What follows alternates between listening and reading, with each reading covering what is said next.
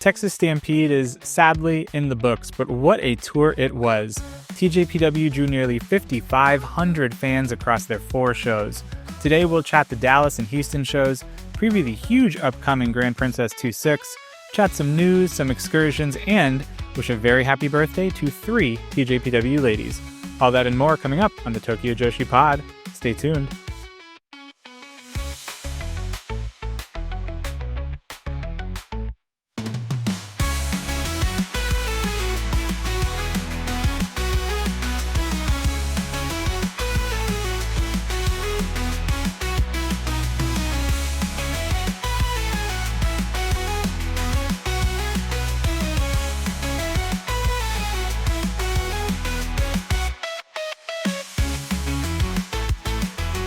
Hello to all you big children out there. Konnichiwa and welcome to the Tokyo Joshi Pod, your weekly dose of everything TJPW. I'm your host, Andy Zyke, and Texas has come and gone. What an incredible tour. What an incredible trip that was. Such a fun experience. I had such a blast attending all 4 of the shows, doing a whole bunch of different meet and greets, enjoying some Texas barbecue. I think the girls really enjoyed the trip too, at least I hope they did. It looks like they ended up going to Buc-ee's, they went to a few really nice dinners. It seems that everyone has made it home safely. Today is Wednesday the 25th, I'm recording this episode. It looks like everybody has made it home safely as of today. Maybe there were like a few small bumps in the road, perhaps due to some of the TSA issues that are ongoing here in the United States, but seemingly nothing too major occurred. Today on the podcast, we're going to review both the Dallas and Houston shows to round out our Texas Stampede coverage. Then there's about 4 to 5 days off this week, which we're like smack in the middle of right now, but there really isn't too big of a break as Grand Princess is this coming Sunday. One of the things that I kept telling myself as I was in Texas, I was having such a good time enjoying the shows and basically just enjoying everything that was ongoing, that I kind of knew coming away from it once it was over that I would be a little bit bummed kind of, post, like going on holiday, post vacation, just kind of coming back down to normal life, returning to your normal routine, your work, whatever it may be. But I kept having to remind myself, or just through chatting with some friends that I had at the shows with me there in Texas, Grand Princess is like imminently following the tour. It's crazy just how soon that show is going to be. It really is going to be here before we know it, and it's going to be massive. So we're going to talk all about Grand Princess today as well. We have our huge preview of that big event upcoming on today's show. So many things to jump into, but I do want to cover 2 quick housekeeping items before we dive in. First, I am still planning on releasing a March bonus episode covering my time in Texas, talking all about like my travels, my experiences at the shows, the meet and greets, so many meet and greets, Watanabe, Arai, Palm, Raku, Uda, Mifu, so many more. I will likely have that out sometime early next week. I just need to find time to record it, quite frankly, after traveling home, trying to get caught up with like work stuff, home stuff. So all of that is just taking a little priority, but am planning to get that March bonus episode out hopefully early next week. There is only so many days left in March. Speaking of recording, second item of business is that I will be recording with the fine gentleman over at Talk Joshi tomorrow. Of course, by the time you hear this episode, that recording will have already taken place. In fact, that episode might also be posted by the time you're listening to this. But basically, we're going to be doing like a large collab where we preview Grand Princess 2-6. That will release on the Talk Joshi feed either Friday or Saturday, certainly before the Grand Princess show. But keep your eyes peeled for that one. Like I said last week, I will try to keep my opinions and my predictions and my match picks somewhat consistent between today's episode where we're going to preview Grand Princess and then my discussion with Matt and Andy at Talk Joshi. Although we'll see, maybe one of them will convince me and sway me in a different direction for one of the major title matches. We'll just have to wait and see. Speaking of Texas Stampede, let's start there with our news for the day. Not like a headline news item, but I really wanted to lead with this because it is such a massive accomplishment. I don't want to understate just how big of an accomplishment this is. For the Texas Stampede shows, all 4 shows combined, TJPW drew over 5,400 fans across the entire tour. Specifically, those numbers break down into 1,951 fans in Austin day 1, 1,561 fans Austin day 2, 1,481 fans in Dallas, and then 415 fans in Houston. Houston was a sellout. Now, TJPW did not break their attendance record, which is the 2,500 number, give or take, that was set during last year's Texas tour in Dallas. But despite not setting an attendance record for a single event, this 5,400 plus attendance figure is a massive, massive accomplishment. I've seen a few people online speaking about that. Maybe some of these attendees had comped tickets. Maybe they were invited like influencers or press, South by Southwest attendees. There were some pretty heavy discounts on some of the tickets leading up to the shows that maybe people grabbed discounted tickets. But regardless of how these people made it to this event, they showed up, they showed out, they wanted to be there. And to be able to pull in that many people, thousands of miles from your home country for something so incredibly niche, frankly speaking, is ridiculously impressive. I don't care if someone was invited, if you purchased a ticket at full price, at discounted price, whatever it was, everybody that was at all 4 of these shows had a strong interest in being there. There was no fair weather fans there. I spoke to a lot of attendees that were seeing their first TJPW show that had no idea what it was and just kind of fell in love with it. Friends of mine that were at these shows were sitting next to some new fans as well, and they were really eager to learn about who is who and what are the championships and kind of how does this all work. There was a yearning to learn about TJPW. That is huge. That means you are converting new fans. You are converting maybe South by Southwest attendees, people that live locally in Texas who maybe just wanted a fun evening out or fun afternoon out at one of these shows. It is incredibly, incredibly impressive to draw almost 5,500 people across multiple cities, multiple shows. We do not see other Joshi companies doing this.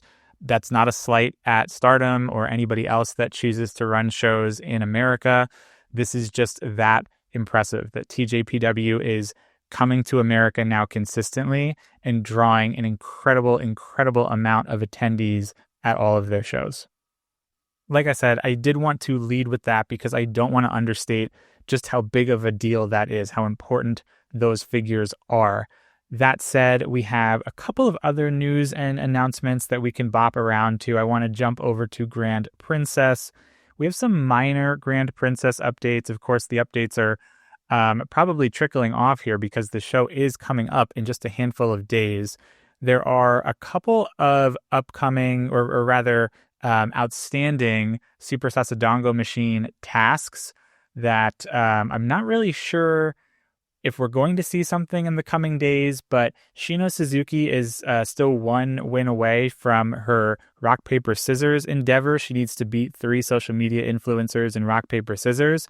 Currently, she's only defeated 2. Perhaps she did something in Texas, maybe with like the Megami Maids or one of the influencers that was in attendance. That would be really cool to see a video pop up in the next day or two. But Shino Suzuki currently only 2 of the 3 wins that she needs.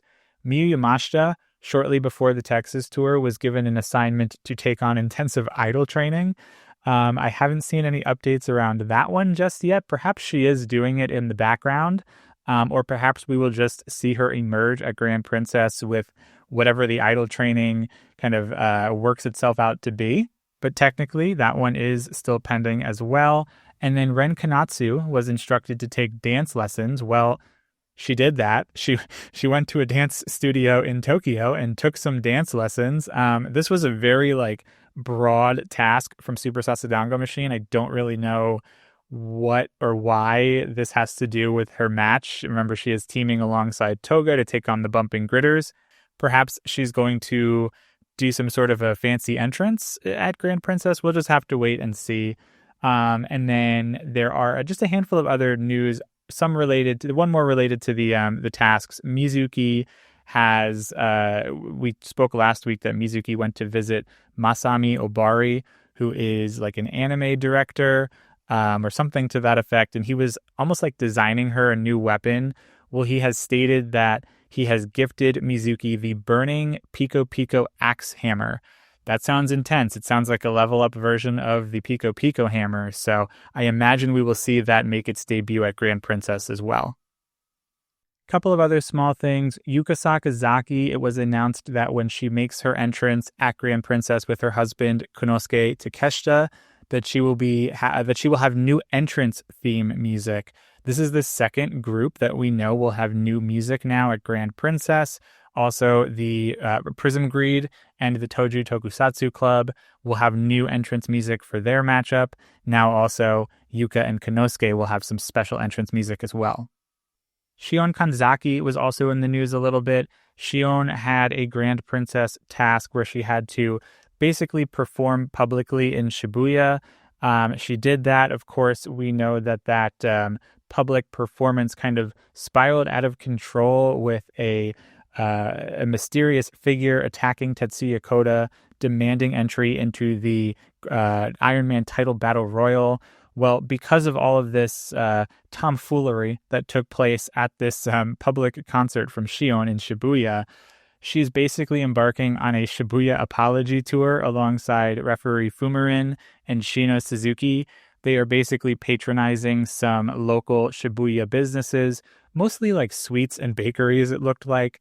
But on Twitter, there are a couple of short videos of them going to some different eateries, bakeries, whatever it may be, businesses, and just kind of patronizing the business, kind of going through Shibuya on an apology tour. I thought that was kind of funny and just like a neat way to just kind of get some additional content, make some additional promotion locally for Grand Princess. Additionally, there is a YouTube video that has been posted to the TJPW YouTube account that is like a Road to Grand Princess video. Basically highlights the last maybe like 3 to 6 months of shows, the storylines, the major matches. There's a lot of backstage footage included as well, some interviews with a lot of the women. It is in Japanese, so you will need to kind of include the subtitles, translate it on your own accord. But I haven't had a chance to watch this in full, but I did skim through it a little bit, and it looks really, really interesting. It is not too often that we see some backstage like production, almost like the WWE Network style, or maybe like Netflix style now. I know in the past that for I think it was the last 2 years of Grand Princess, or maybe it was just the last 2024 Grand Princess, TJPW has produced like backstage documentaries that they put up on Wrestle Universe for a small fee. So this is kind of something they threw together for free this time around. They put it up on YouTube. So go ahead and check that one out. I'm eager to watch it myself. The last bit of Grand Princess news, this is really like a hodgepodge of different news from Grand Princess, but the last bit, maybe one of the more important bits, is that Antonio Honda has been added to the Ironman Title Rumble. Antonio won the title in a very convoluted manner. I was kind of reading a recap of the DDT anniversary show from this past weekend, and there was some sort of way that the title found its way off of the general manager onto Minoru Suzuki, who then defended it in like a 1-on-6 handicap match that Antonio was a part of, Sasadongo Machine was a part of. Somehow or other, a pair of glasses won the title. I beats me. I don't know how that happened, but later in this show, Antonio Honda broke the pair of glasses. So Honda is your current Ironman champion. He's been added into the Ironman Title Rumble. In other news, another huge show that is upcoming is TJPW Live in Las Vegas. We have a few updates around this show, which will be taking place on April 16th, the morning of April 16th, to be precise, from the Pearl Theater in Las Vegas. We have already been informed by TJPW that the Inspiration are set to appear on this show, and that all 3 titles will be on the line, with the full card releasing after Grand Princess is in the books. Since those initial announcements have been made, we have a few more to talk through. J-Rod has been confirmed to make her TJPW return in Las Vegas. She is going to be challenging for the Princess of Princess title. Once again, her second challenge for this title. She will take on the winner of the Princess of Princess championship match at Grand Princess, either Yuki Arai or Miyu Watanabe. TJPW also pleasantly informed us all that Sayuri Namba will be doing the ring announcing for the Vegas show. Always a delight. I had a chance to speak with Namba after one of the Austin shows, after the Houston shows. Like a dream come true. I think Namba is someone that kind of holds a special place in my heart as the ring announcer who was the active ring announcer when I first got into TJPW. To me, she just embodies the spirit of what TJPW is. So it's always a delight to see her make her return to these TJPW shows in America. She'll obviously be in the Vancouver tour as well, but was such a delight to meet. Just a sneak peek into the monthly bonus episode that'll come out next week. On top of the Inspiration and J-Rod and Namba, there was a little bit of another announcement that was kind of buried into the J-Rod announcement. TJPW initially announced that all 3 titles are going to be on the line. However, they did have to slightly backtrack on that, as they announced that they cannot confirm Mirai's participation at this Las Vegas show. She is unfortunately unable to appear due to some other pre-scheduled commitments with Michinoku Pro. There was no finger pointing or anything here. In fact, I hesitate to even believe that Mirai was scheduled to appear in Las Vegas. I think that this is TJPW slightly walking this back after they realized, oh, maybe we kind of showed our hands for Grand Princess. Maybe Suzume is going to win, and it's unlikely that Mirai would be making this trip. Maybe fans were starting to put the pieces together. So I do think this is a move to just kind of keep all of their doors open for Grand Princess in case Mirai happens to retain. This way, they've laid the groundwork to say, well, we told you she was unable to attend after all that. So we'll see how that match turns out. Like I said, full card will be released shortly after Grand Princess is in the books. And then the last thing I briefly want to touch upon here in the news section, we have multiple birthdays this week. We've got on Friday, March 27th, so the date that this episode drops, Pom Harajuku will be celebrating her birthday. I don't know if it's her 4th birthday or if she's just re-celebrating her 3rd birthday yet again. We'll have to see. I did speak with Pom at one of the meet and greets about just how old she is, when she's going to turn 4. But again, we'll talk about all that in the monthly bonus episode. But a very happy birthday, whatever age it may be, for Pom Harajuku on Friday the 27th. Immediately following, on Saturday the 28th, Haru Kazushiro will be celebrating her 18th birthday. Huge milestone for Haru. Very happy birthday to Haru. I believe she was also recently graduating from high school, if I'm not mistaken. So I've always been impressed with Haru's ability to juggle both going to high school as a full-time student and basically wrestling full-time with TJPW. She never missed a show. Of course, TJPW predominantly runs on the weekends, but never missed a show, never missed a weekday show. She was on top of her game in juggling both of those items. So kudos to Haru. Congratulations on the graduation and a happy 18th birthday on Saturday the 28th.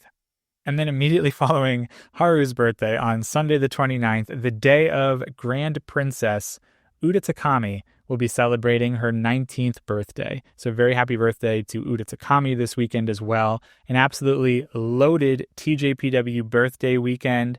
And of course, all gearing up to Grand Princess on Sunday the 29th, which we will be talking about in just a little bit here on today's show. But before we get to our preview of Grand Princess, we're going to have so much to talk about there. I do want to cover the final 2 shows of the Texas Stampede Tour, the Dallas show and the Houston show. Keep in mind, similar to the 2 Austin reviews on last week's episode, I did take these shows in live, so I may not be able to provide a full play-by-play of the action. There might be some things that I didn't see from where I was seated that might show up on Wrestle Universe on the tape. I haven't had a chance to go back and watch any of these shows yet, although I am really, really looking forward to that. But let's go ahead and dive into, we'll start with the Dallas show, which took place on Saturday, March 21st from the College Park Center at the University of Texas, Arlington. Yes, I am very aware that those initials are UTA, UTA. That was pointed out while I was there. And I think that Uda realized it as well, because she put up a picture of like a flag that had UTA on it. And she was like, this is what it stands for, but it's actually Uda, blah, blah, blah. Uda is a great social media follow. I highly recommend you follow Uda Takami on any and all social media. This show was live on Wrestle Universe, which was awesome to see all of these Texas Stampede shows stream live on Wrestle Universe. This one, like the Austin shows, just about 2 hours, maybe a hair under. There was one person absent, unfortunately. Jada Stone had some travel issues, so Jada was unable to attend the Dallas show. That was such a bummer to hear. Selfishly, I was really looking forward to seeing Jada Stone wrestle. She was set for a singles contest against Rika Tatsumi. I did have the pleasure of seeing Jada live in Las Vegas in 2025 in her International Princess title match against Suzume. One heck of a competitor. I think she suffered like a bloody nose in that match and just kept on trucking. So I was really looking forward to seeing Jada, but this past couple of weeks has just been insanity with air travel and flight travel and, you know, all of the stuff that's been going on. I won't get into that here, but unfortunate that Jada did have to miss this show. That said, though, the card got tweaked around a little bit and we got one heck of a match out of it. So we'll talk about that in a moment. The attendance here for Dallas, 1,481 people. This was like a university arena, like a small arena. Perhaps the arena held maybe like, oh God, I don't know, 5,000 people or so. You know what? Let me look it up, because I know this is where the WNBA Dallas team plays their home games. It looks like it holds 7,000. Obviously, it was tarped off. They did not have 7,000 seats available. The whole upper deck was tarped off. The area by the stage was tarped off. But regardless, I mean, 7,000 is a huge number. I don't even know if like Stardom would pull that number in Japan, you know. But for TJPW to draw almost 1,500 people here was a massive accomplishment. That said, the last time we were in Dallas with TJPW was last year in July, where they set that attendance record over 2,500 people. That, of course, very different venue, very different tour. So difficult to compare those two numbers. We opened up with Sayuri Namba giving a brief introduction. Then the Up Girls came out to the stage and sang Upper Kick. Really excited to hear Upper Kick live. I haven't heard that song in quite a while. Even on Wrestle Universe, they haven't sung it in quite a while. So it was great to see them perform Upper Kick. Again, they invited the Megami Maids out to the ring to help them perform the opening start call.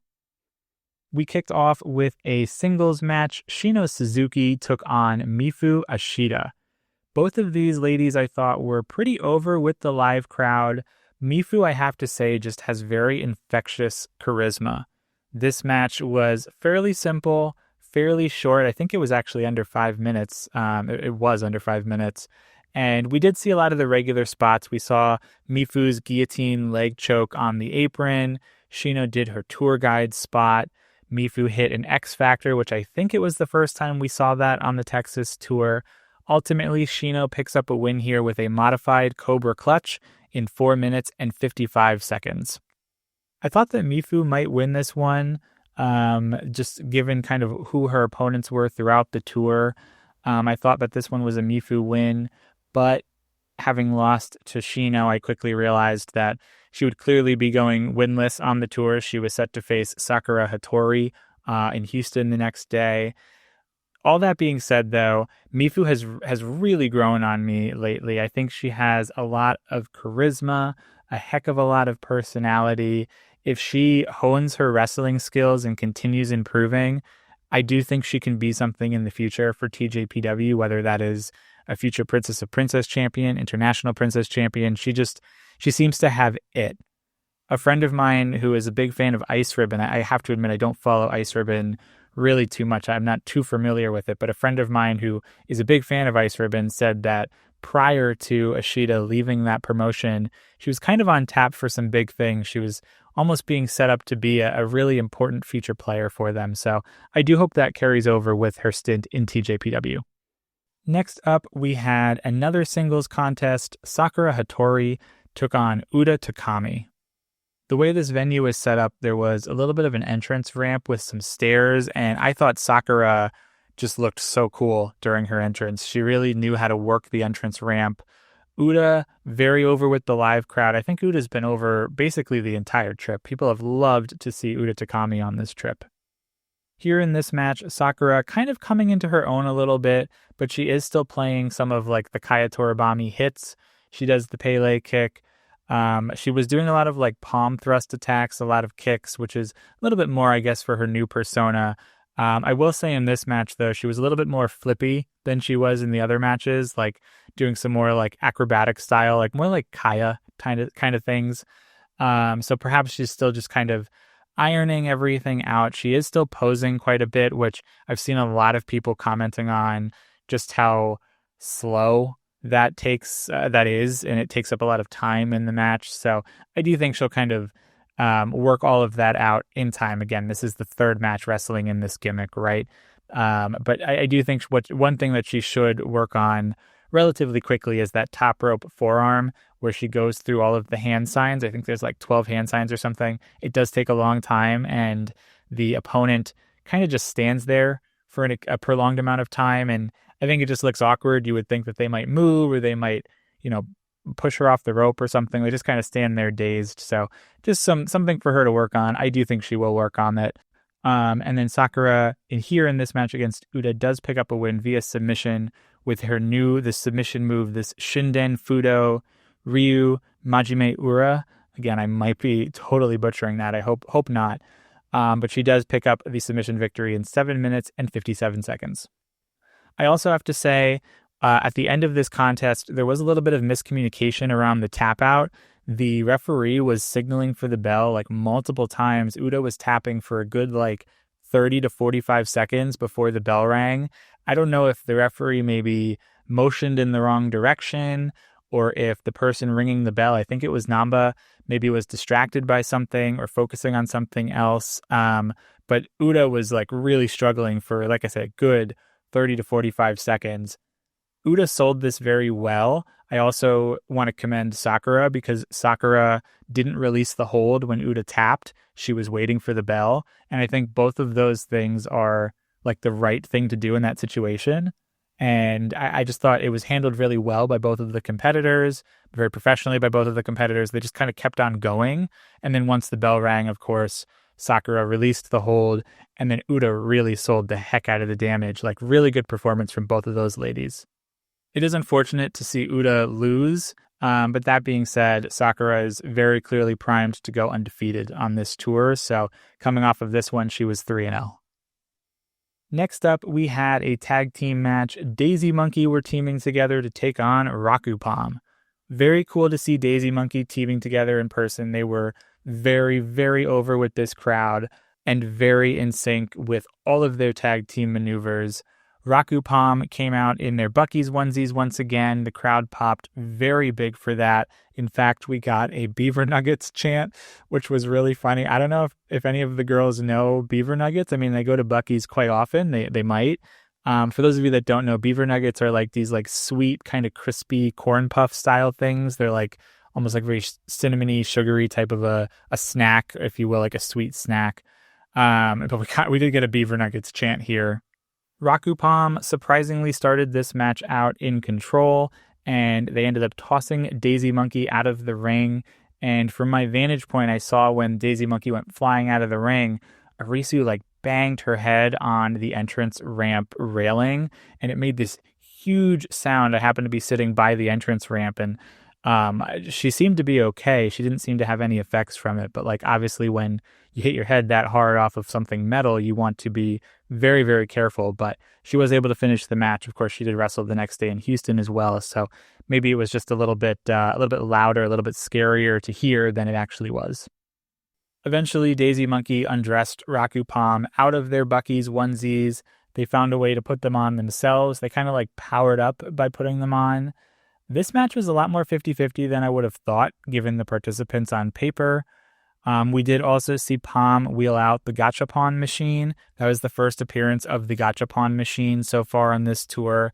Certain people were getting hit with the machine. There were capsules from the machine flying all over the place. The ladies were throwing them at one another. It became a little bit of insanity for a short period of time. Arisu does pick up the win for Daisy Monkey, though, pinning Palm after a Juno Okite in 11 minutes and 32 seconds. Up next, we had another tag team match. Uber Eats were teaming together to take on Yuki Aino and the returning Vert Vixen. It's been nice to see Uber Eats together so often on this tour. It's also really nice to see Vert make her return to a TJPW ring. Uber Eats, another team that was very over with the live crowd. Aino, very over with the live crowd as well. I feel like I'm saying that about everybody, but truly, there was a lot of support for all of the TJPW women. Vert, I thought, was also pretty well appreciated by the crowd. Not quite as much as some of the TJPW wrestlers, but she definitely had her supporters. She is from Texas, I think, too. I don't know exactly where, but so I'm sure there are a number of Vert supporters out there. This one was pretty hard-hitting. More of your standard wrestling contest. Didn't have a lot of comedy in it, so it was a nice breath of fresh air after the previous match. I feel like Uber Eats was always destined to win here, kind of pick up some momentum on the way to Grand Princess. Vert worked really well with Wakana and Kamiyu, two of like the larger wrestlers on TJPW's roster. Specifically, she had a really good back and forth with Kamiyu, where they were kind of matching each other move for move. Wakana took a beating here in this match. What I've noticed is that she typically plays like the face in peril in a lot of these tag team matches. Vert hit her with this like ridiculously gnarly running baseball slide. Wakana was in the Tree of Woe, and Vert ran from one corner over to where Wakana was and just hit this baseball slide, and Wakana's head like whiplashed so hard. It looked painful. It looked really, really good. Uber Eats does hit a couple of double team moves. Kamiyu, some strong big boots. Pretty solid tag team match overall. I really don't have any complaints about this one. Towards the end of this, Aino is accidentally booted in the corner by Vert. That allows Kamiyu to climb up to the top rope and hit a top rope famouser, pin Yuki Aino in 11 minutes and 55 seconds. Aino now 0-3 on the tour. It seemed like a really easy place to have Vert get pinned and not Aino. Unfortunate to see Aino going 0-3, going winless on this tour up to this point. In our semifinal, we had a three-way contest due in part to Jada Stone missing this event. We saw Mizuki take on Hyper Misao, and then we went ahead and we threw in Rika Tatsumi into this mix as well. When these women were making their entrance, you could tell that the crowd was just ready for like insanity with this. During the entrances, I happened to notice both Palm and Suzume off to the side were setting up some sort of a chair tower. And like right away, I'm thinking to myself, like, okay, some wild stuff is going to go down here. Misao does her pre-match mic performance. She says, not to be fooled by these very cute girls. As cute as they are, it is all just a ruse. Mizuki is actually very evil. Rika is actually very crazy. And she said, don't worry, it's okay, because neither of them can understand English, which I thought was really funny, and the crowd really enjoyed that bit. Everyone got their stuff in this match. Misao, a lot of comedy from Misao. She did have her cold spray with her. Rika was choking both competitors multiple times, in fact. Mizuki, always a solid wrestler per usual. The crowd was really into this. They were chanting justice at one point for Misao. The middle portion of this match was mostly Rika and Mizuki going back and forth. Mizuki did have her mini Pico Pico hammer with her, and she did try to use it a couple of times. It completely fell apart. The head of it fell off. The handle broke into pieces. I don't think that was meant to happen. But Mizuki is not having some great luck with her Pico Pico hammers of late. Misao did bring the Hypermobile, and it came into play against both Rika and Mizuki. At one point, all three of them end up on the outside. Misao does the bit where she wraps up Mizuki and Rika in the ring apron. Misao eventually sets them up over by the chair tower. She rides her bike like all the way around the venue on the floor, but the bike breaks halfway through. I didn't get a good vantage point of this, so I only saw the bike like afterwards, and it didn't look great. So I'm not quite sure what broke from my angle. I have to go back and watch this on Wrestle Universe. But basically, she had to hop off, run the bike, and like kind of toss it into both of the other girls.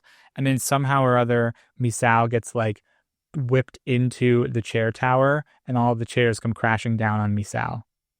I have to imagine they were going to do something here similar to, I think it's Itinyon 2025, where Shoko and Misao were wrestling in their annual match, and Misao, they were up in the concourse of Corcoran Hall, and Misao rode the bike into the chair tower that was in the concourse. That was kind of what I was thinking they were going for here. That said, they pivoted really well. They ended up on the entrance stage with Misao and Rika brawling with each other. Mizuki disappeared for a moment, and then somehow or other appears on top of the entrance rig, like above the entrance curtain, and she jumped off the top of the rig. That was awesome. The crowd was chanting "Holy bleep," which I think is the first time I've ever heard someone say that or chant that for TJPW. Back in the ring, Mizuki does eventually get a diving double foot stomp on Hyper Misao and pin her for the victory in 13 minutes and 50 seconds. Really fun match. The crowd ate all of this up. In the main event, we saw a star-studded tag team match. Miyu Watanabe teamed with Miyu Yamashita to take on Shoko Nakajima and Yuki Arai. This is our 7th Princess of Princess preview tag. Miyu Watanabe owns a slight advantage, 3-2. They did also tie at one point. They have submitted each other. Aina was also pinned back in Austin.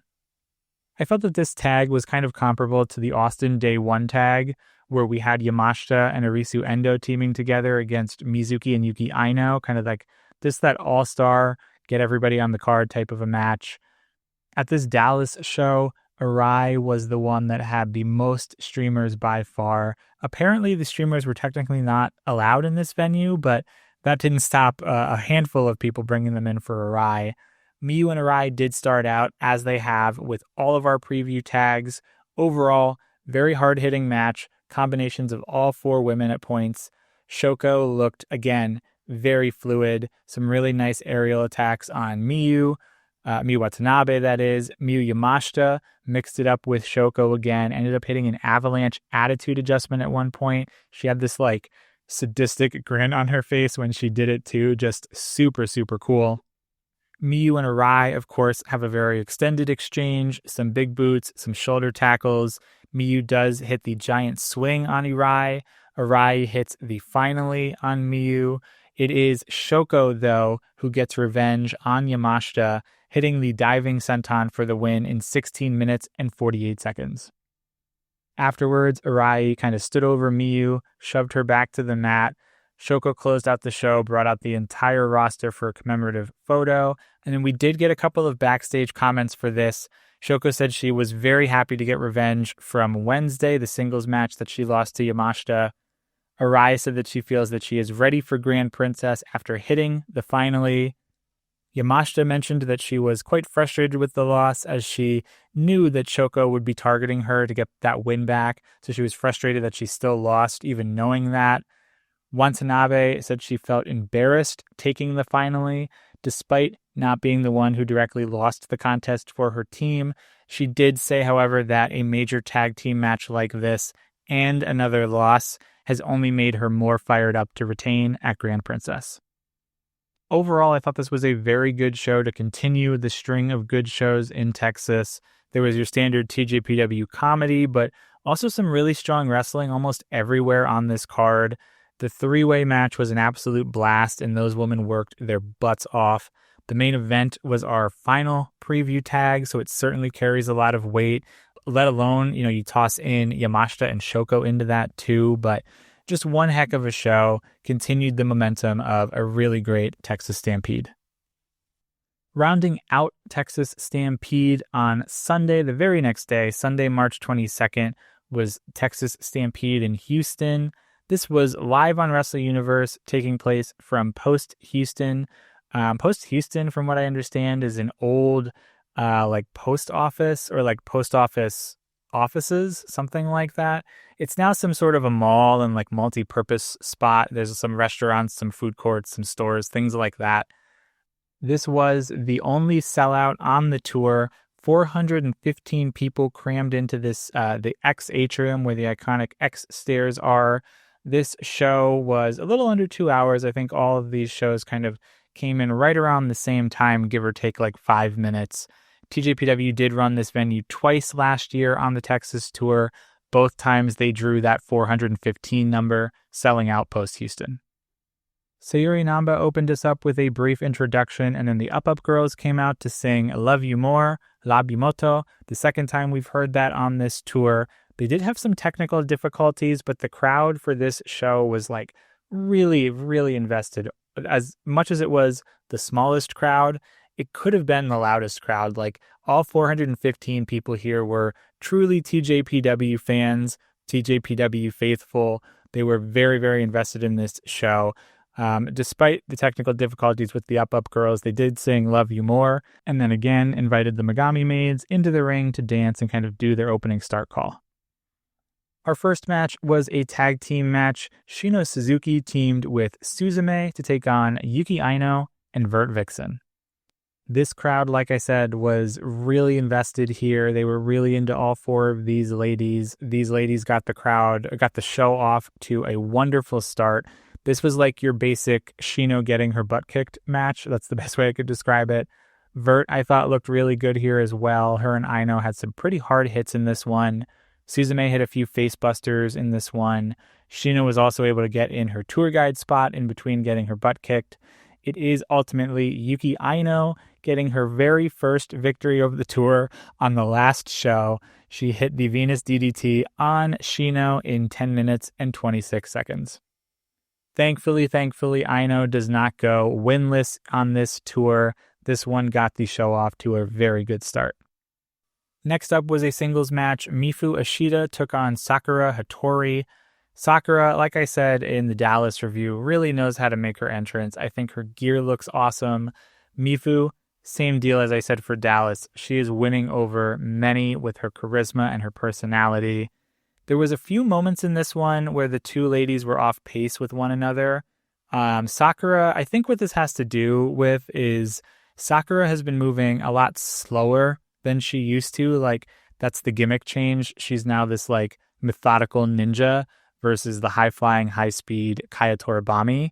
And maybe some of the other wrestlers are simply used to Kaya's speed. It's not anybody's fault. They're just learning to work with a different gimmick. Both Sakura herself and then the ladies learning to work with Sakura as well. I do want to commend Mifu because when Sakura went up to the top rope to do her like 12 poses and hit her forearm, Mifu remained on the mat for the majority of it and then only stood up towards the end of it to take the diving forearm spot. I thought it just looked much more natural. Sakura does win this match with her submission. I'm not going to try to pronounce it again, but the same submission that she won 2 of her previous matches on this tour in 7 minutes and 25 seconds was the time for this one. Sakura, undefeated on this trip, went 4-0. Following that was another singles match. Raku took on Hyper Misao. Raku entered with her pillow. Misao came out, did her usual pre-match shtick.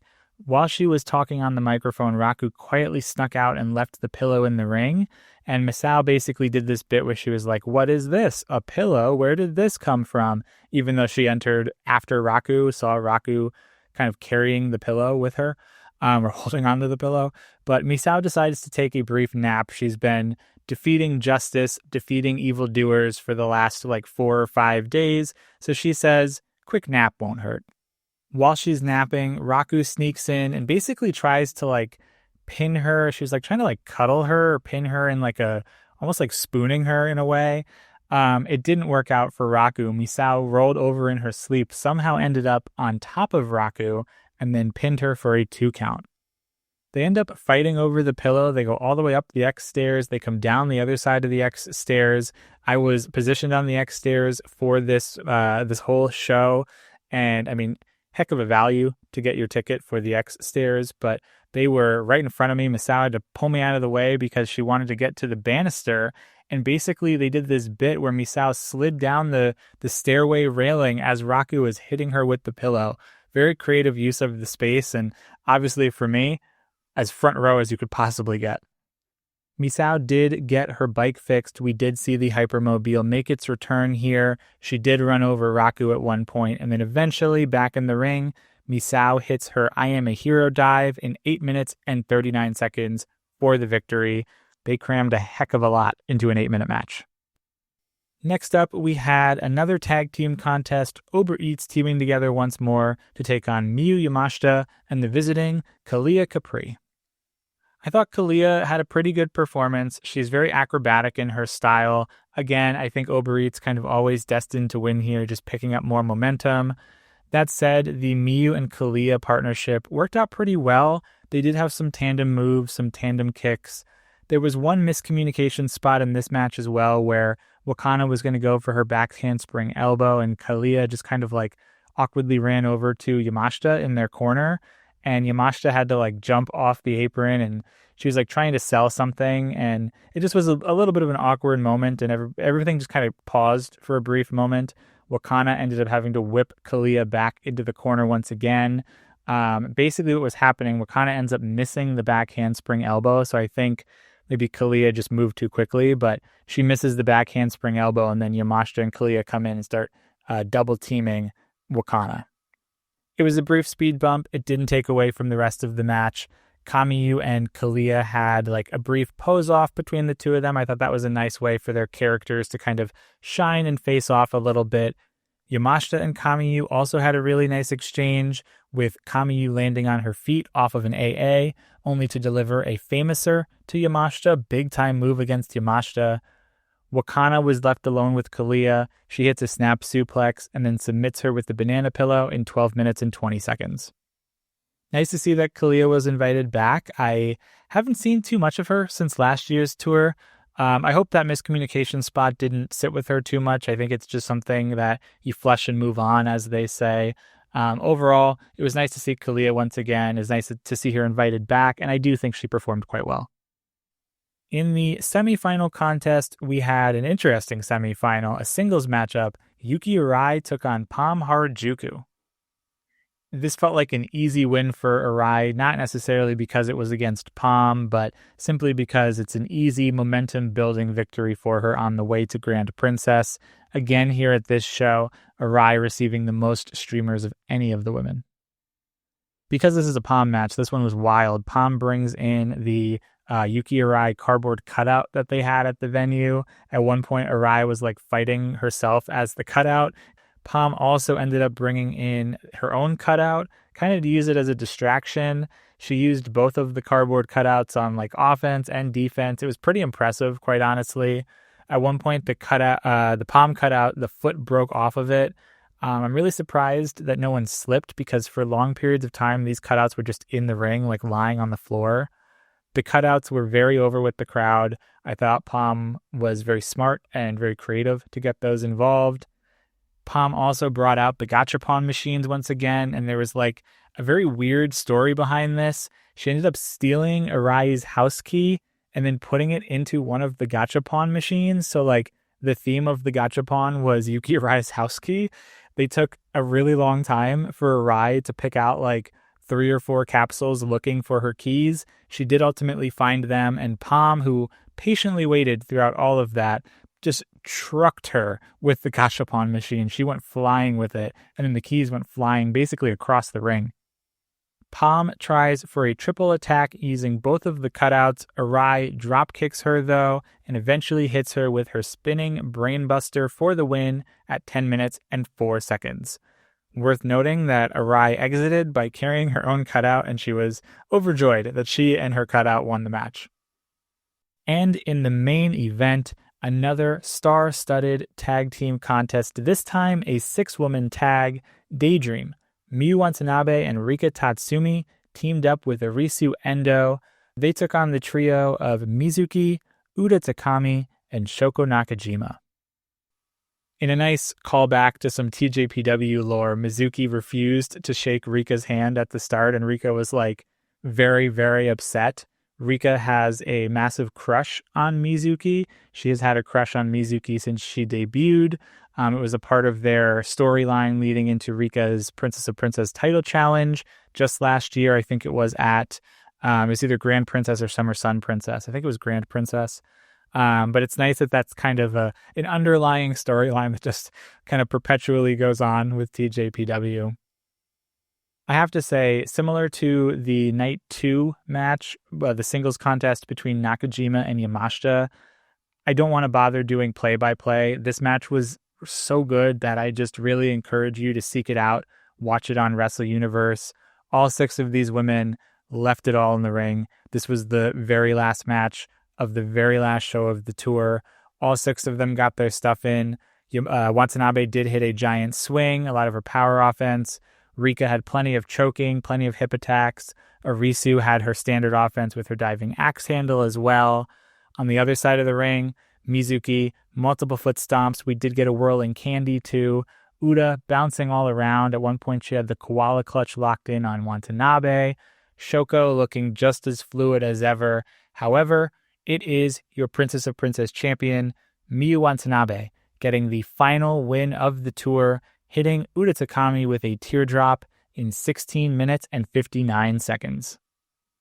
After this one was over, Watanabe had the microphone, promised that TJPW will return to Texas, invited the entire roster out for one final commemorative photo and moment. Very brief backstage comments here too. The winning trio just reflected on the exciting trip that they had, how much fun they had on the trip, and they also gave a last-minute plug for Grand Princess. Overall, really cool venue, really great seats, or I guess it was standing technically on the X staircase, but just a really great experience, a really great end to just a wonderful tour. The crowd here at Post was into all of this action today. The action itself didn't disappoint. It was a wonderful cap, a very great cap to a successful weekend. I want to just briefly talk about the tour overall. You have to imagine that this is considered a success.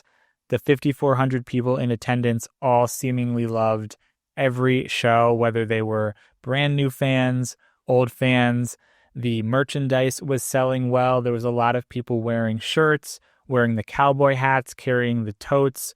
The shirts even sold out before they even made it to Dallas, which is very impressive. Apparently, the Superfan bundle with the chance to win a trip to Japan was selling really, really well. The meet and greets, super popular. I think each of the girls themselves really seemed to feel like grateful and enjoy the experience, just wrestling, the support, the meet and greets from their point of view. I'm sure that if you really wanted to go online and you really wanted to nitpick something here, that someone will find some sort of negative thing to say about this tour, but I'm not going to do that. I'm not going to criticize any aspect of this tour. I'm going to keep it positive. One, because I really don't have any complaints. If I do, they are incredibly, incredibly minor. But I also want to think of it this way. Like, imagine an American company, GCW or TNA, like one of the smaller middle-of-the-road companies, like size-wise middle of the road, traveling to some random prefecture in Japan and drawing over 5,500 people to 4 shows. It probably just wouldn't happen. It's ridiculously impressive that TJPW was able to come to a foreign country, hold 4 shows all on their own, no connection to WWE, a WWE event, no connection to an AEW event, and draw nearly 5,500 people. TJPW clearly recognizes their overseas fans, not just in the US and North America, also Asia and Europe, and the fans come out in full force, even bigger than some of the Japan crowds sometimes. Speaking of the crowds in Japan, we do have a little old show back in Japan to preview coming up this weekend, Grand Princess 2-6. This event will emanate live from the Ryogoku Kokugikan on Sunday, March 29th. Live on Wrestle Universe, it is a little bit of a later start in Japan, so this one for us here in the States will be a little bit later than your typical TJPW live stream. This will have a start time of 1 a.m. Eastern or 10 p.m. Pacific on Saturday night. There are no scheduled absences for this show, being one of, if not the biggest event of the year, perhaps even the biggest TJPW event of all time, the way that we are going with this. Let's take a moment and run down each of the matches. I do want to give some picks for who I think is going to win, just a little bit of insights. I don't want to dive too deeply into anything here because I do want to save some thoughts for the Talk Joshi conversation as well that's going to be coming out on the Talk Joshi feed this weekend. So I do want this to be a bit of a complimentary companion piece, if it were. Our opening contest will be a singles match. Uda Takami will take on Shion Kanzaki. First time singles meeting between these two. Of course, Shion just debuted about 2 to 3 months ago. It's really cool to see her get a singles match on the big stage. I do think she is someone who has the charisma to make it work, similar to like a Mifu Ishida. She just has that like natural it factor to her. I am expecting something high speed in this match, something similar to the debut match at Itinyon for Shion. I think it'll be fun to see these two mix it up. Uda is, while she's a very short, very small, very young competitor, she's technically the senpai here. So it's going to be really interesting to see kind of like the teacher and the student mix it up here in a singles match. Because of that dynamic, I am going to pick Uda Takami to pick up the victory here. Up next will be the Ironman Title Delayed Entry Battle Royal. The competitors of this match will be Antonio Honda, your current DDT Ironman Heavy Metalweight Champion, Sumire Uesaka, Rika Tatsumi, who will be wrestling as Great Wakabayashi-kun, Raku, Mihiro Kiryu, Mifu Ishida, Kira Summer, Chika Nanase, Sakura Hattori, Matcha from Setup Thailand, Momosato, the 15-year-old idol who will be making her pro wrestling debut, and of course, Minimo, also known as Minimo-chan, the mascot for the Minimochi subgroup idol group. This contest will see the 1,813th champion defending his title, Antonio Honda. There are multiple former title holders in this Rumble as well. I won't dive into all of that backstory, but just know that some former title holders are here. Matcha is making her return to TJPW. We last saw her at the December Bangkok show. Honda has also wrestled in TJPW. It's been a minute, but we last saw Antonio Honda at Namba's Produce show in June of 2025. As ridiculous as it is to say, this is also the pro wrestling debut of Momosato, the 15-year-old idol, Sumire Uesaka, the very popular voice actress and singer in Japan, and then, of course, Minimo making their pro wrestling debut as well. Look, obviously this is going to be crazy. I expect the belt to change hands multiple times, similar to what happened at Wrestle Princess 6 when they did a kind of a similar matchup here. I have a million and a half questions about this matchup, like what will Rika Tatsumi look like? How will Sakura do back in Japan? Will Matcha show up and show out? How will Minimo and Momo and Sumire do? Like, this is going to be ridiculously entertaining. You might as well throw a dart at the wall if you're making a pick for this one. So I'm going to roll with Momosato. I think that, anybody could very well win this match, but I think Momosato is kind of primed for that, like, holy crap moment. Like, wait, how did this person win this match? I think that that's what they're going to do here. But of course, take that with a grain of salt. This is the Ironman title, right? So I'm going to say Momosato, the 15-year-old idol, wins it, but perhaps she loses it later on in the show. Next up, we will see a 2023 class matchup. We'll see the Bumping Gritters team up once again to take on Toga and Ren Kanatsu. Ren Kanatsu, the one member who is not of the 2023 class here. I think that these four women will really use this platform to just give it their all. Younger wrestlers who know each other really, really well, getting this big stage at Ryogoku. All four of them, Ren included, have been progressing at like warp speed over the last few years. Himawari and Shino getting a Princess Tag title shot. Toga had an International Princess Championship shot. Himawari, in fact, had one as well not too long ago. And then Ren, need we forget that Ren has really only been wrestling like 8 months or so, maybe even less. Ren has looked ridiculously impressive. She has been improving so well in the last, 8 months or so. When you put her in there with Shion, we talk a lot about how Shion Kanzaki looks really great for doing this for like 8 weeks or so, 10 weeks. You would think Ren is like a 10-year veteran wrestling with her. I'm really looking forward to this. I'm going to pick Bumping Gritters just because they're a more established team.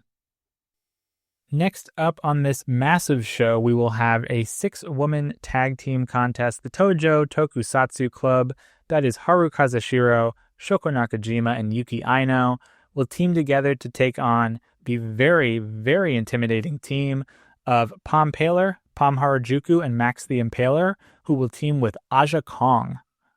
Remember, too, that the Tojo Tokusatsu Club will have 3 Super Sentai heroes in their corner: Ninja Red, Geiki Red, and Gohan Red. Max and Aja, we just saw them not too long ago. They will be making their return back to TJPW from just last month in February. The real question I have here is, will the club hit their combination corner maneuver? I think that they are really, they have been building up to that, where the tower just crumbles every single time. Perhaps they will. The club is certainly up against their tallest task yet here. I'm really excited to see what Shoko can do with competitors the size of Aja Kong and Max the Impaler. I think those are going to be some fun exchanges. Also, Yuki Aino with those two as well, I think will be a lot of fun. I'm going to pick the... You know what? I'm going to say that the Tojo Tokusatsu Club does successfully hit their combination move in the corner, but Pom Paler and Aja Kong are going to pick up the victory. The hits just keep on coming because up next will be a special singles contest, Mizuki going one-on-one with Andreza Giant Panda. Panda is back here in Tej from Summer Sun Princess in 2025. This all stems way back in 2024 at All Rise 2-4, where Mizuki and Andreza wrestled against one another in a tag team match, and Mizuki hit the Panda over the head with her Pico hammer jumping off the top rope. That went viral. That clip was something else. It was shared like wildfire across the internet. And quite frankly, Andreza was very embarrassed by that. He felt his character was slandered a little bit, if you will. So this is going to be the story behind this. Because of that viral moment, Andreza orchestrated this wild heist of Mizuki's Pico hammer, although Mizuki talked about it at the top of this episode, allegedly bringing a new weapon with her.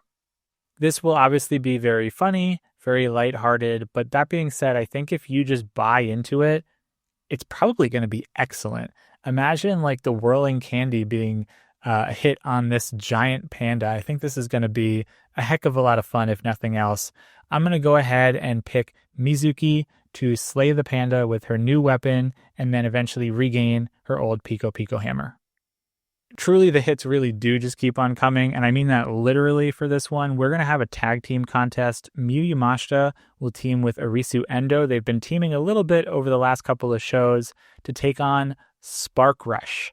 This is humongous. I don't know how else to put that into words. Originally, of course, Lei Ying Lee was supposed to team with Sari, but due to just some scheduling conflicts and TNA removing her from this show, we have the pleasure of seeing Spark Rush, Sari, and Takumi Iroha. Takumi Iroha will be making her TJPW debut, so that's always fun to see how someone new, someone of the caliber of Iroha can come in and make their imprint on TJPW. It's also been a real hot minute since we've seen Sari in TJPW, all the way back at the original Wrestle Princess show in 2020. This really is one heck of a match that TJPW stumbled into. I think it has the potential to be the match of the night. I hope they give them like 15 minutes plus to just see all 4 of these women beat the heck out of one another. I think everyone's going to be really keyed into, obviously, Yamashita and Sari, probably now Yamashita and Iroha as well, but I do think that Arisu's going to show out here too. She's kind of like the the quote-unquote the forgotten member of this match, so I think Arisu will really come to play against these other three women. That being said, I do think Arisu might be here to take the pinfall. I have Spark Rush winning this matchup, but maybe they will set something up down the line between Yamashita and Sari, either for Summer Sun Princess or Wrestle Princess 7. We can certainly dream. In another huge tag team contest, slightly different than the one we just spoke about, we will see the team of Hyper Misao teaming up with PR Ambassador for Grand Princess, Super Sasadango Machine. They will take on Yuka Sakazaki, the returning Yuka Sakazaki, and her husband, tag team partner Konosuke Takeshita. While we've seen quite a bit of Super Sasadango Machine over the last couple of months here in TJPW, he hasn't actually wrestled in TJPW since 2023. It's almost 3 years now since we last seen Super Sasadango in a TJPW ring. Yuka, of course, just saw her at the Itanyon January 4th show. Konosuke has technically wrestled on the TJPW DDT GCW crossover shows, the Philadelphia one and the Las Vegas one. However, this is his true TJPW show debut. I know a lot of people were disappointed when this was announced as Yuka's matchup. I do think that we, in those people's defense, I do think we will see a fair amount of comedy here with Super Sasadango Machine's PowerPoint presentation, Misao's antics, but that being said, we know that Yuka can go. We know that Takeshita can go. We know that Misao can go on a big event like this. So I do think we'll see some wrestling kind of buried in here. It will be entertaining at the very least. And I have to say, it is a huge, huge get for TJPW to have Takeshita on their show. That's big time. I'm going to go ahead and pick Yuka and Konosuke to win this one. Their chemistry is undeniable. They're married. We will then see 3 major title matches. The first one, the International Princess title, Mirai, in her V2 defense, will take on her former tag team partner, Suzume. Mirai has that one successful defense against Toga under her belt. She has been International Princess champion for 81 days as of the time of this recording. Suzume, of course, a one-time former International Princess champion herself. These two, despite tagging together for the majority of Mirai's TJPW tenure, have actually faced each other once before, all the way back in 2019, Mirai picking up that victory. There was also one preview match for this where Suzume picked up the victory, although she did not directly pin Mirai. This match came about because Mirai nominated Suzume after her successful defense against Toga at the Max Heart Finals. This is going to be a match where B-Star explodes years and years later after Mirai has left TJPW. I know a lot of people are looking forward to this one. If Suzume can recreate the magic of like the power versus speed matchup from Itanyon when she challenged Miyu Watanabe for the Princess of Princess title, and I do think she probably can do it here with the chemistry that B-Star have, this is going to be a real treat. I am going to pick Suzume. I'm going to lock that in. I think Suzume will win her second International Princess Championship here. The reason I'm going to go that way, I think TJPW may have played their hands a little bit with the Vegas announcements, announcing all those titles and then having to kind of, awkwardly pull it back and say, Mirai won't be there, so maybe you won't have an IP title matchup. I think it's just to kind of cover some of their tracks. I would expect the Vivid Honey Mustard, the Bee herself, Suzume, to beat her former team partner, Mirai. In our semifinal, the Princess tag titles are on the line. Uber Eats, in their 4th defense, will take on the Inspiration. Uber Eats has successful defenses against the teams Hotshot, Bumping Gritters, and Prism Greed. They have held these titles for 187 days at the time of this recording. Of course, this is the Inspiration's first challenge for these titles. We did have a preview match in Austin. The Inspiration picked up the victory, pinning Wakana, so they lead those previews 1-0. This one simply came about because the Inspiration were announced on X after Uber Eats asked for a global flashy team that is bigger than they are. Having won the Max Heart tournament, they wanted to face someone big time at Grand Princess. Well, TJPW went out and found someone. I thought it was a really smart idea to see the inspiration on the Texas tour. They make their debut outside of the big show, outside of the title challenge, and you make them credible by allowing them to wrestle somewhat seriously compared to some of their antics in like WWE, TNA.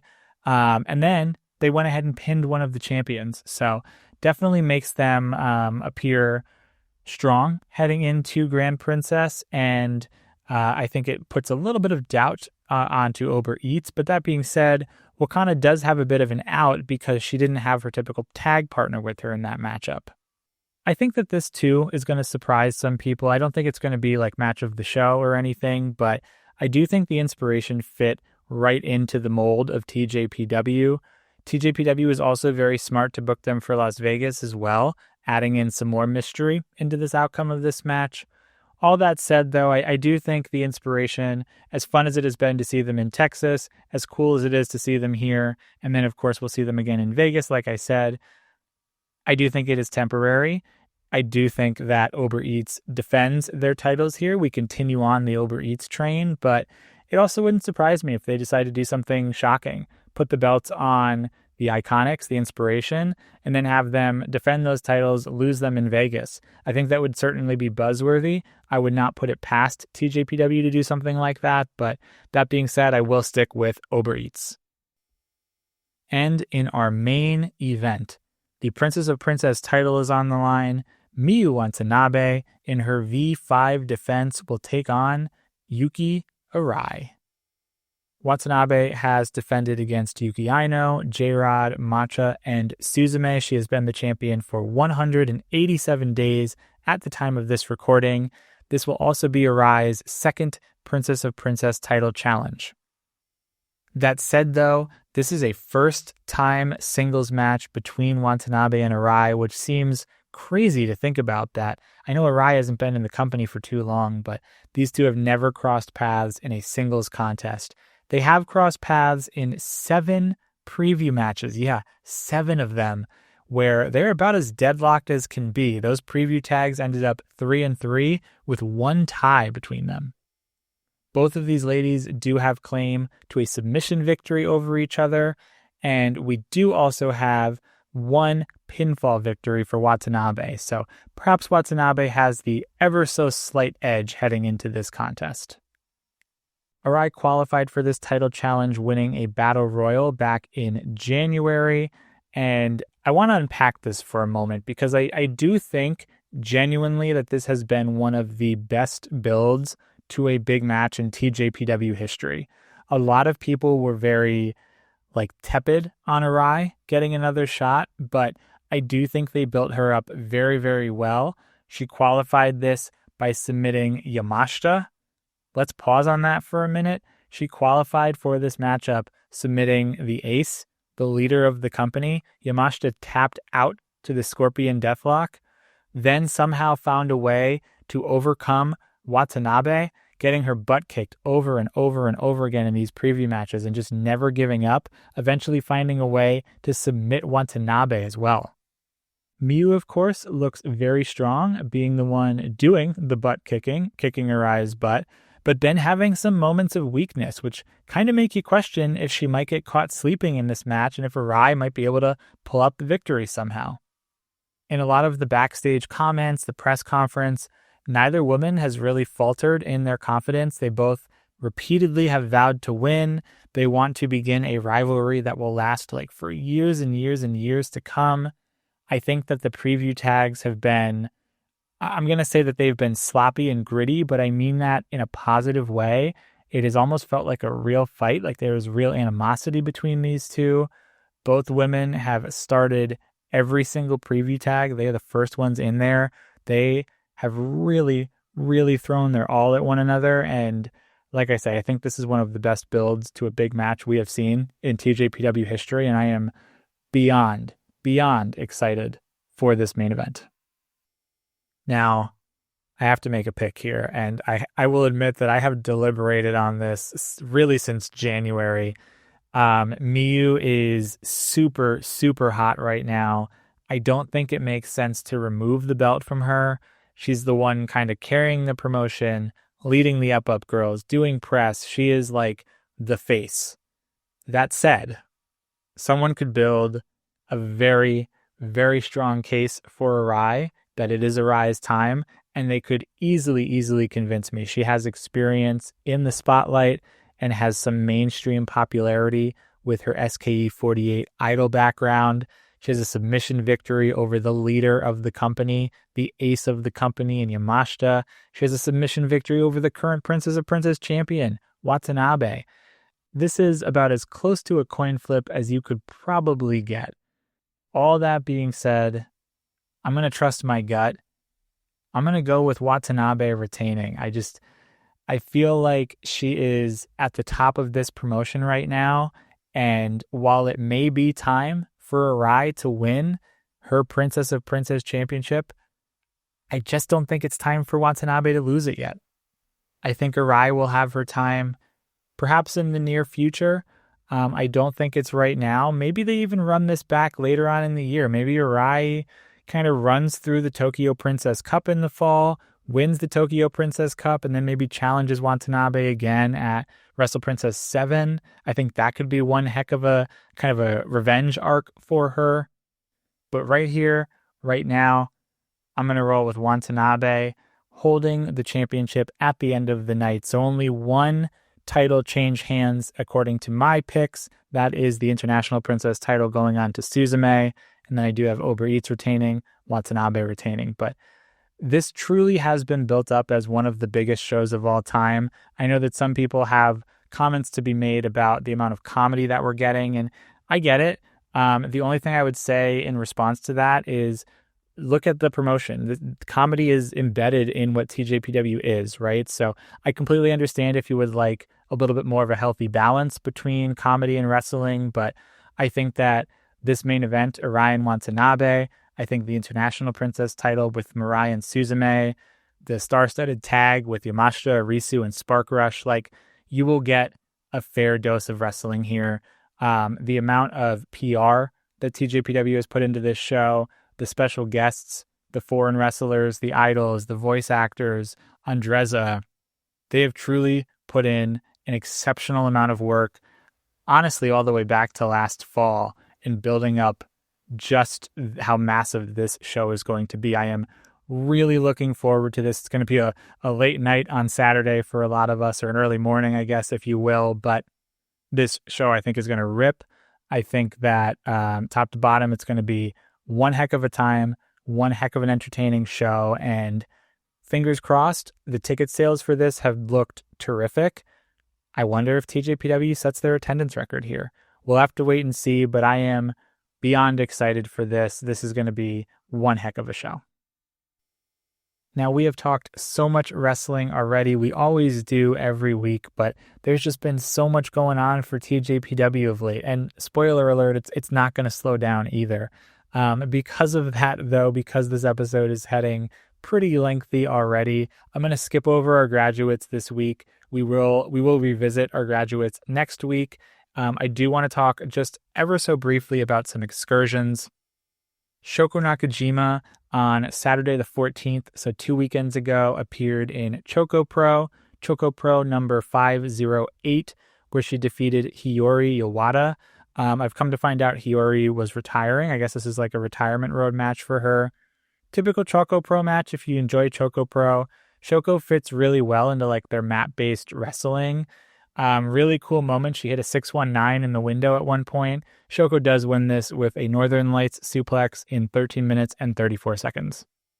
And then the other excursion match that I want to talk about took place just this past weekend, Sunday, March 22nd, at DDT's 29th anniversary show at Corcoran Hall. There was a special TJPW match on offer, a 6-woman tag. Himawari, Haru Kazushiro, and Chika Nanase teamed up to take on Toga, Ren Kanatsu, and Shion Kanzaki. Haru had new hair in this match. It was dyed blue. That's really cool. Maybe that's like a little spoiler for Grand Princess, but Haru looked great. This was very similar to the previous DDT Dark match that took place. Pretty standard showing from some of the younger roster members. It gave these 6 women something to do while the rest of the roster was over in Texas. It also helps promote Grand Princess to a wider audience. I will say the crowd seemed a bit more filled in at Quirkwin Hall here than they were at the Shinjuku Face dark match. They were also pretty into this as well. There was some chanting, some clapping along. Haru picked up the win for her team, pinning Shion with a fisherman's suplex in 9 minutes and 53 seconds. Haru was allowed to take the mic briefly afterwards just to do some last-minute promotion for Grand Princess, but really cool to see DDT allow TJPW to come in for really 2 matches in the last couple of weeks to promote their major show. Of course, we have plenty of other things on the horizon with excursions. We have that Monday Magic show on April 6th. We have the Vegas tour where we're going to see Pandemonium Pro Wrestling, Pottermania, Bloodsport, Pride Style, in addition to the TJPW show taking place in Vegas. The only thing I want to update based on all of those is that we now know Miyu Yamashita's opponent for Bloodsport. It will be Janai Kai. That's going to be one heck of a match. And then finally, because I forgot to put it in the news section, I'm going to bury it here, unfortunately, but maybe I'll revisit it next week in the news section. But Pro Wrestling Eve has announced a collaboration show with TJPW taking place on the eve, pun intended, you see what I did there, of the SAJ in Italy collaboration show with TJPW. So that weekend in late April, TJPW will be doing a brief tour of Europe for SAJ on, I think it's a Sunday, and then Eve on a Saturday. I mean, if the Eve shows that I watched a couple weeks ago are anything to go by, that's going to be one heck of a collaboration as well. So the hits truly just keep on coming for TJPW. And that will just about do it for us on today's episode. Go ahead and grab your cold spray and your ice packs. It was absurdly hot in Texas, so I definitely need all of the cooling items that I could possibly get. On next week's show, we will review Grand Princess 2-6. I can't believe that it's already here. Who knows what news we'll have, if we'll have new champions, how the road to Las Vegas is going to look coming out of that show. That road will pick immediately right up too, because we will have to preview 3 shows next week. Home Cheer Home, Mifu Ishita's homecoming show. Next Door in Fukuoka, Miyu Yamashita's homecoming show. And then a delightfully titled Warm and Cozy Spring Pro Wrestling. I'm sure that's going to be an absolute blast. Still so much more to come from TJPW. I hope you enjoyed the show. If you did, you can subscribe wherever you get your podcasts so you don't miss any future episodes. You can follow us at Tokyo Joshi Pod on Instagram, TikTok, and X. If you want to email the show, tokyojoshipod@gmail.com. But above all else, remember to keep your hearts burning, stay magical, my friends, and we'll see you next week on the Tokyo Joshi Pod.